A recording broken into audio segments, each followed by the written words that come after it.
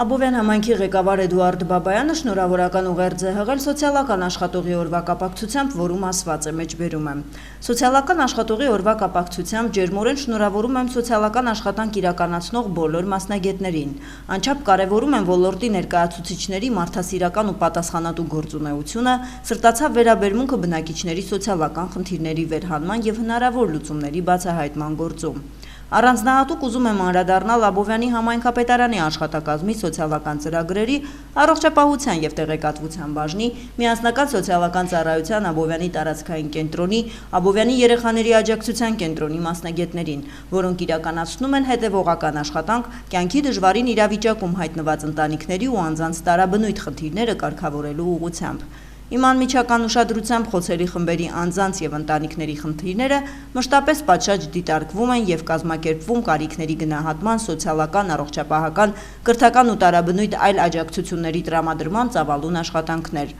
Աբովյանի համայնքապետարանի աշխատակազմում միաժամանակ շարունակական բնույթ են կրում Արցախից տեղահանված ընտանիքների հետ տարվող խորհրդատվական և օժանդակությունների տրամադրման աշխատանքները։ Սիրելի սոցաշխատողներ, անչափ գնահատելով ձեր համբերատար և հոգատար վերաբերմունքը, կրկին շնորհավորում եմ մասնագիտական օրվա առիթով, մաղթում բարեկեցություն, անսպառ եռանդ և հաջողություններ ձեր ստանձնած շնորհակալ ու հանրօգուտ աշխատանքում։ Աշխատանքի շտապելուց առաջ նախ պոլիկլինիկա սեզոնային գրիպի դեմ պատվաստվելու։ Ամեն տարի աշնան 1 օրը այսպես է սկսում այս տղամարդը։ Հրազդանի բժշկական կենտրոնի պոլիկլինիկայում մեկնարկել է սեզոնային գրիպի դեմ պատվաստումները։ Պատվաստանյութերը պահվում են սառնարանում, հսկվում են կենտրոնական ձևով ՀՎԿ-ի կողմից, հատուկ ջերմաչափերի միջոցով։ Հատուկ ջերմաչափերը, որոնցով կենտրոնացված կերպով պատվաստանյութերի պահման շուրջօրյա մշտադիտարկում է իրականացվում, արդեն առկա են հանրապետության բոլոր պոլիկլինիկաներում ու ամբուլատորիաներում։ Այստեղ հպարտությամբ նշում են, մինչև 1 տարեկանների շրջանում պատվաստումային 95% ընդգրկվածություն են ապահովում, իսկ վերջերս ներդրված ջրծաղիկի դեմ պատվաստումը պարզվում է մայրիկների համար շատ սպասված է։ Շատ լավ են գալիս ջրծաղիկի պատվաստման, որտեղ ջրծաղիկի վարակը շատ է տարածված, մեծերից փոքր։ Պատվաստումից առաջ ոտքից գլուխ պացիենտները հետազոտվում են ընտանեկան բժշկի սենյակում։ Ատոմները նայենք, վերևն են, այնպեսի լավ։ Այս վերջին 2 շաբաթվա ընթացքում բավականին շատացել են, նաև հանդիպում են թոքաբորբի դեպքեր։ Բժիշկը նկատում է հիմա շատ ավելի ժամանակին են դիմում իրենց, մանավանդ երբ խոսքը երեխաներին է վերաբերում։ Հրավիրում ենք բնակիչներին, թե այն կանխարգելիչ միջոցառումները, որոնք կան քրոնիկական հիվանդությունների դեպքում, թե նաև դիսպանսերիզացիա են անում առողջ ազգաբնակչության մոտ։ Գերծանրաբեռնված աշխատանքը գնահատվում է նաև աշխատավարձի տեսքով։ Երկրորդ տարին է բոնուսային համակարգով հավելավճարներ են ստանում առողջության առաջնային պահպանման օղակի ընտանեկան բժիշկներն ու մանկաբույժները։ Այո, մենք ստանում ենք 3 ամիսը մեկ, մենք ստանում ենք այդ խրախուսական բոնուսը եւ աշխատում ենք ամեն անգամ ավելի լավ աշխատենք, որ հաջորդ անգամ մի քիչ ավելի շատ մեզ բարգեւատրեն։ Հրազդանի բժշկական կենտրոնի պոլիկլինիկան սպասարկում է քաղաքի եւ հարակից գյուղերի բնակչությանը։ Նեղ մասնագետների պակաս էլ այստեղ չկա։ Ամբողջ ծավալով պետական պատվերով տրամադրվում են քիթ, կոկորտ, ականջաբանության, ակնաբուժության, նյարդաբանական ու էնդոկրինոլոգիական ծառայություններ։ Այն ժամանակ մեր մոտով ստանում էիք մեթֆորմին, հիմա պիլոտային ծրագրի միջոցով պացիենտը կարողանում է մասնավոր դեղատնից ամբողջությամբ առանց որևիցե համավճարի ստանալ սիաֆորը։ Որ փոխեցինք օրը 2 անգամ, մի քիչ կարգավորվել է ավելի։ Հիմա որ ես լավ եմ զգում, ուրեմն արժի վստահ է։ Եթե լավ չլինի, կասեմ դժգոհ եմ, բայց որ հիմա լավ եմ, ոնց ասեմ լավը չէ։ Իսկ դեղերի տրամադրման հետ կապված վերջին փոփոխություններից Տիկին Մետաքսյան ասում է կրկնակի գոհ է։ Շաքարային դիաբետի այն դեղը, որը պետությունն էր տալիս, իրեն չէր օգնում։ Ստիպված էր թոշակի մի լավ բաժինը ամսվա գլխից հատկացնել դեղի ձեռքբերմանը։ Առնում եմ, չեմ սպասում, կարող է հացի փող չունենամ, բայց իմ դեղերը պիտի առնեմ։ Հիմա հացի փողը դեղին տալ պետք չէ։ Ամբողջովին անվճար ստանում է այն դեղը, որն ինքն է ընտրել, որն իրեն է օգնում։ Ուրախ է նաև, որ այսուհետ 3 ամիսը մեկ է գալու իր դեղի հետևից։ Այսի 3-րդ ամիսն է, ստանում եմ այդ ներքևի ապտեկայից անվճար։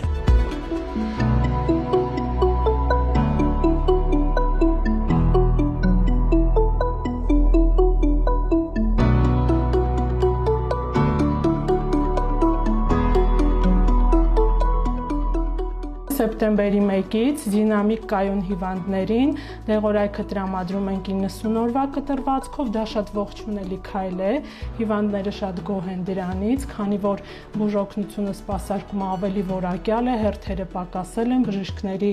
աշխատանքը ավելի թեթևացված է դրանով։ Ճակատը կպեք, խնդրում։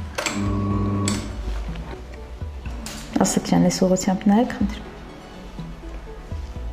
Տեսողության սրության գանգատներով են դիմում եւ այս նոր տեխնոլոգիաների դարում առկա կարճատեսություն, հեռատեսություն, ասիգմատիզմ, ինչպես նաեւ քրոնիկ հիվանդություններով տառապող պացիենտների դիաբետ, հիպերտոնիա, որոնց եւ ընտանեկան բժշկի ցուցումով ակնհատակի քննություն տարին մեկ պետք է անցնել եւ շատ հաճախ լինում են դեպքեր, երբ պացիենտը տեսողության սրության գանգատով դիմում է մեզ եւ բիբլային ասում ունեմ ենք ակնահատակը, արդեն բավականին լուրջ դիաբետիկ խնդիրներ են ի հայտ եկած լինում ու անմիջապես բնականաբար ուղղորդում ենք համապատասխան մասնագետի, էնդոկրինոլոգի մոտ եւ բարձրացումը բավականին բարձր թվերի է։ Հրազդանի բժշկական կենտրոնի պոլիկլինիկան ունի մի սենյակ, որն ամենաշատն են սիրում պատանիները։ Երբ այս դռան կողքով անցնեք, կտեսնեք գրեթե միշտ լիքն է դեռահասների սենյակը։ Կաբինետի գործառույթների մեջ մտնում է դեռահասների սկրինինգները, աղջիկների ծավալը այլ է, տղաներին այլ, հատկապես աղջիկներին է, լրացնում են հոգեբանասոցիալական հարցաշար, կատարվում անթրոպոմետրիկ չափումներ, անցնում են գինեկոլոգի կոնսուլտացիա, տեսողության ստուգում եւ սոնոգրաֆիա բոլոր օրգանների, եւ որովայնի խոռոչի, եւ փոքր կոնքի, եւ վահանաձև գեղձի սոնոգրաֆիա է կատարվում, եւ գնահատվում է երեխայի առողջական վիճակը։ Այստեղ նաեւ իրականացվում են նախազորակոչիկների հետազոտությունները։ Հրազդանի պոլիկլինիկայում պետական պատվերով իրականացվում են նաև սկրինինգային ծրագրեր։ Վերջինը կոլորեկտալ քաղցկեղի հայտնաբերման սկրինինգն է։ Ասում են, հիմա սպասում են, որ իրենց մոտ էլ կներդրվի կրծքագեղձի քաղցկեղի անվճար սկրինինգը։ Ոչ նյութական մշակութային ժառանգության միջազգային օրվա խորհրդին համահունչ տարաբնույթ մշակութային միջոցառումներ, դասախոսություններ են անցկացվում Հայաստանում, Հայաստանի պետական եւ ՅՈՒՆԵՍԿՕ-ի ցանկերում գրանցված ոչ նյութական մշակութային ժառանգության արժեքները կարևորելու նպատակով։ Միջոցառումների շարքին այս տարին միացել է Աբովյան համայնքի Գեղաշենի մշակույթի տունը, կազմակերպելով բովանդակային հանդիպում քննարկում։ Հանդիպումը վարել է Արցախի Հանրապետության կրթության, գիտության, մշակույթի, սպորտի 2018-ից 20 թվականների նախարարը, ներկայումս Հայաստանի գիտությունների ազգային ակադեմիայի հնագիտության եւ ազգագրության ինստիտուտի գիտաշխատող, Երևանի պետական համալսարանի պատմության ֆակուլտետի հնագիտության եւ ազգագրության ամբիոնի դասախոս Լեռնիկ Հովանեսյանը երկու հիմնական թեմաներով՝ լավաշ, ավանդական հացի պատրաստումը, նշանակությունը եւ մշակութային դրսեւորումները Հայաստանում, Լեռնային Ղարաբաղից բռնի տեղահանվածների ոչ նյութական մշակութային արժեքները, մասնավորապես Շաթալ Գուլպայի արվեստը, բարբառախոսությունը եւ Արցախի գորգերը։ Միջոցառման մասնակիցների եւ հատկապես աշակերտների համար Գեղաշենի մշակույթի տան նախաձեռնությունը ուսուցողական հանդիպում էր, հագեցած հայկական ոչ նյութական մշակութային ժառանգությունների վերաբերյալ բազմաթիվ տեղեկություններով։ Հայաստանի Հանրապետության վարչապետ Նիկոլ Փաշինյանը Հայաստանի եւ Ադրբեջանի միջև խաղաղության համար վտանգավոր է համարում փախստականների վերադարձի եւ ներքին տեղահանվածների օրակարգը։ Այս մասին Փաշինյանը խոսել է Օրբելի ֆորում կառուցելով խաղաղություն եւ բազմակողմանի համագործակցություն խորագիրը կրող միջազգային համաժողովի ընթացքում։ Վարչապետն ընդգծել է, այս թեման տարբեր շրջանակներում բարձրացնում են թե Հայաստանում, թե Ադրբեջանում, բայց միաժամանակ նշում են, որ երկու երկրների քաղաքացիները կարող են որոշակի հոգեբանական բարդություններ ունենալ միմյանց սահմանային եւ մաքսային ծառայությունների հետ առնչվելիս։ Նույնիսկ 20 վայրկյան կոնտակտը համարում ենք պրոբլեմատիկ, բայց հետո Հայաստանում օրինակ ասում են, որ Նախիջևանից, Բաքվից, Սումգայիթից տեղահանվածները պետք է վերադառնան, ասել է վարչապետը։ Ադրբեջանի նախագահ Իլհամ Ալիևը նոյեմբերի 3-ին հայտարարել էր, թե ադրբեջանցիների Հայաստանի ներկայիս տարածքում իրենց պատմական հողեր վերադարձը պետք է վախեցնի հայ ժողովրդին։ Ալիևը նաև հիշեցրել էր նախկինում իր արած հայտարարությունը, որ իրենք այդ տարածքներ պետք է վերադառնան ոչ թե տանկերով, այլ ավտոմեքենաներով։ Այսօր նորին Սուրբոցություն Տեր Գարեգին II ծայրագույն պատրիարք եւ ամենայն հայոց կաթողիկոսի օծման եւ գահակալության 26-րդ տարեդարձն է։ Այս մասին հայտնում են Մայրաթոռի տեղեկատվական համակարգից։ Մայրաթոռի տեղեկատվական համակարգը նաեւ տարածել է հաղորդագրություն, որում ասված է. Որդիական խոնարհությամբ շնորհավորում ենք ամենայն հայոց կաթողիկոսի օծման եւ գահակալության 26-րդ տարեդարձը, մաղթելով ազգընտիր հայրապետին քաջառողջ երկար տարիներ, կենաց արևշատություն եւ հոգեվոր անբեկանելի եռանդ, փոթորկահույզ ալեկոծություններով հայոց տապանը անվտանգ եւ անվնաս առաջնորդելու դեպի Տիրոջ խոստացյալ նավահանգիստը։ Թող ամենաբարին Աստված զորակից լինի նորին սրբությանը այս դժվարին ժամանակաշրջանում, հովվելու ամենայն հայոց հավատավոր հոտը նորանոր Աստվածաշնոր արարումներով պայծառացնելով հայոց անդաստանը եւ առատացնելով մեր կյանքում Աստծո անմար բարիքները, օրհնությունն ու շնորհները ի փառս Քրիստոսի, ի պայծառություն մեր Սուրբ եկեղեցու եւ ի շինություն մեր հայրենիքի։ Եվ թող բարձրալն իր ողորմությամբ անսասան պահի Մայրաթոռ Սուրբ Էջմիածինը եւ ծաղկյալ հայոց հայրապետի հովվապետական գավազանը։ Մարզաշխարհի հարյուրավոր հեղինակավոր ներկայացուցիչներ նախաձեռնել են Մարզաշխարհը հանուն առողջ սերնդի ծրագիրը, որի մասին հայտարարել է Գագիկ Ծառուկյանը։ Այսօր ուզում եմ բոլորիս ուշադրությունը հրավիրել մի հարցի շուրջ, որն անպայման պետք է կարևոր տեղ ունենա առաջարկ Հայաստանին ծրագրում։ Խոսքը թմրամոլության դեմ պայքարի մասին է։ Թմրամոլությունը չարիք է, ողբերգություն բերող չարիք։ Ամեն կերպ, ամեն օր բոլորով պետք է պայքարենք սրա դեմ։ Չի կարող լինել անտարբերություն սրա հանդեպ։ Այնքան անսպասելի կարող է մտնել մարդկանց տները, հարամել ամեն ինչ ողբերգություն ու տարապանք բերել։ Սա այն հարցն է, որտեղ փոխզիջում չկա, ուղղակի չի կարող լինել։ Պետք է ուսումնասիրենք միջազգային փորձը, պետք է բոլորի ջանքերը միավորել երիտասարդների, ծնողների, ուսուցիչների, մարզաշխարհի մտավորականության, մասնավորի եւ պետության։ Միասին աշխատեցինք, արդյունքը կլինի։ Մարզաշխարհի հարյուրավոր հեղինակավոր ներկայացուցիչներ նախաձեռնել են Մարզաշխարհը հանուն առողջ սերնդի ծրագիրը։ Ես որպես անհատ, որպես այս երկրում ապրած, կառուցած, ստեղծած մարդ, պատրաստ եմ անձնական բոլոր ջանքերս ներդնել այս չարիքի դեմ պայքարում։ Եթե մենք չունեցանք առողջ սերունդ, ապա չենք ունենալու ոչինչ։ Սա այն չարիքն է, որ չի ճանաչում տարիք, սեռ, սոցիալական վիճակ, կուսակցական պատկանելություն, նախկին, ներկա։ Սա բոլորիս խնդիրն է, սա մեր ապագայի խնդիրն է։ Հեռու պահենք մեր երկիրը, մեր քաղաքներն ու գյուղերը, մեր բակերն ու շենքերը, մեր տները այս չարիքից։ Միասին գրագետ ու համառ աշխատենք, կկոտրենք այս չարիքի ողնաշարը։ Աստված մեր ընտանիքներին պահապան, նշել է Գագիկ Ծառուկյանը։ Հոկտեմբերի 28-ից 31-ին Պաշտպանության նախարարության ռազմական ոստիկանության պատվիրակությունը ռազմական ոստիկանության պետգեներալ-մայոր Աշոտ Զաքարյանի գլխավորությամբ աշխատանքային այցով գտնվել է Վրաստանում։ Այցի շրջանակում պատվիրակությունը հանդիպել է Վրաստանի Պաշտպանության նախարարության ռազմական ոստիկանության դեպարտամենտի պետ գեներալ-մայոր Շալվա Շենգելիայի հետ։ Հանդիպման ընթացքում քննարկվել են համագործակցության զարգացման, փորձի փոխանակման եւ գործընկերային հարաբերությունների ամրապնդման հնարավորությունները։ Այցի ընթացքում Հայաստանի Պաշտպանության նախարարության ռազմական ոստիկանության պատվիրակությունը նաև ներկա է եղել Վրաստանի ռազմական ոստիկանության անձնակազմի վարժանքներին, որոնց ընթացքում ցուցադրվել են արագ արձագանքման, շրջափակման եւ անձի պաշտպանության գործողությունների տարբեր տարրեր։ ՄԱԿ-ում Հայաստանի Հանրապետության մշտական ներկայացուցչի տեղակալ Ժիրայր Անանյանը մասնակցել է իրադրությունը Միջին Արևելքում ներառյալ Պաղեստինյան հարցը խորագրով ՄԱԿ-ի անվտանգության խորհրդի բաց քննարկմանը, հայտնում է ՄԱԿ-ում Հայաստանի ներկայացուցչությունը։ Անանյանը ընդգծելով Միջին Արևելքում խաղաղության հաստատմանը միտված բոլոր կառուցողական ջանքերին աջակցելու հայաստանյան կողմի պատրաստակամությունը, հիշատակել է, որ Հայաստանի Հանրապետության վարչապետ Նիկոլ Փաշինյանը, Ամերիկայի Միացյալ Նահանգների նախագահ Դոնալդ Թրամփի եւ Եգիպտոսի նախագահ Աբդել Ֆաթահ Աս-Սիսիի հրավերով ողջունել եւ մասնակցել է Միջին Արևելքի խաղաղության գագաթնաժողովին։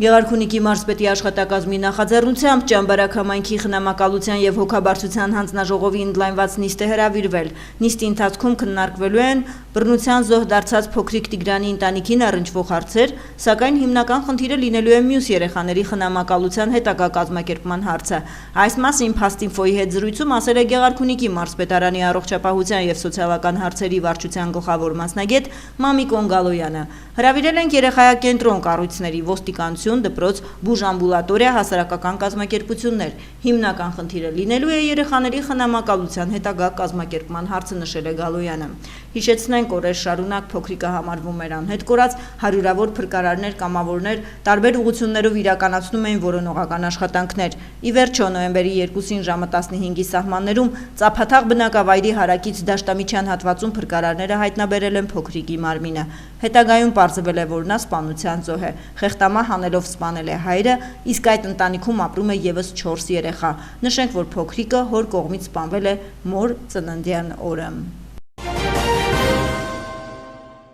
Անցնող շաբաթվա ընթացքում Հայաստանում արձանագրվել է սուր շնչառական վարակներով պայմանավորված հիվանդացության ցածր ակտիվություն, փոխանցում են առողջապահության նախարարությունից։ Բժշկական կազմակերպություններում սուր շնչառական վարակով հոսպիտալացումները նախորդ շաբաթվա համեմատ գտնվում են գրեթե միևնույն մակարդակի վրա, իսկ նախորդ տարվա միևնույն ժամանակահատվածի համեմատ ցածր են 1.2 անգամ։ Իրականացված լաբորատոր հետազոտությունների արդյունքում գրիպի վիրուսի հարուցիչներ չեն հայտնաբերվել, այլ շնչառական վարակներից շրջանառվում են ռինովիրուսի, պարագրիպի, ադենովիրուսի և կորոնավիրուսային հիվանդություն SARS-CoV-2 հարուցիչներ։ Սուր շնչառական վարակներով և գրիպով չհիվանդանալու, ինչպես նաև բարդություններից խուսափելու նպատակով նախարարությունը կրկին հիշեցնում և հորդորում է պատվաստվել սեզոնային գրիպի դեմ, դիմելով պոլիկլինիկա, ամբուլատորիա կամ պատվաստումային շարժական կետեր։